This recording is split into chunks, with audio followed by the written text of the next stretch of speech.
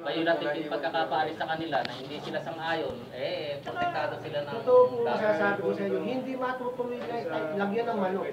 Yayariin lang yung building at dayutang na sa mangko, hindi mo malalagyan ng manok. Kahit na dapat tutulan natin. Tutulan Kaya natin. na nagawa, kahit na hindi lagyan ni Gosom, iba kasi Henry siya ang gumawa Pag-close, pagka-close yun, ang may-ari na niya, kasi sa laki ni Henry siya. Kaya nga eh. Kaya nga, doon pala sa opisya nung ginagawa nila hindi na ayos eh. Hindi nga, kaya nga dapat madinig na agad tayo. Huwag na natin hintayin na riribitahin lang.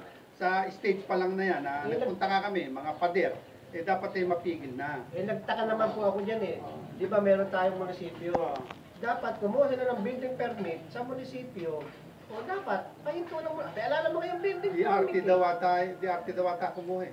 Hindi po kahit ako Hindi ba sa atin, ang pagkakamali natin ay ganito. Kasi kausap ko yung isang araw at inuusig ko kung bakit nagkaroon ng ECC. Nang kausap ko sila noong March 15 o 16, sabi sa akin yari na yung order, pipirma na lang.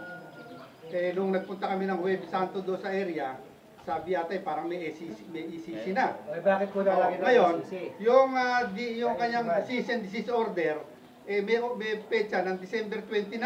February 29. February 23 ba? 29. December 23. February 29 yung cease and desist order. Yung cease and desist order na tinanggap ko ay Dated February 29. Pero nagkaroon sila ng ECC, December ba kamo? 23 po. O yun ang imposible. Opo.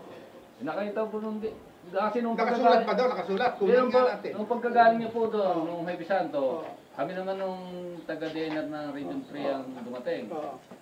May dala-dala siyang papel, hinahanap niya nga yung building na yun.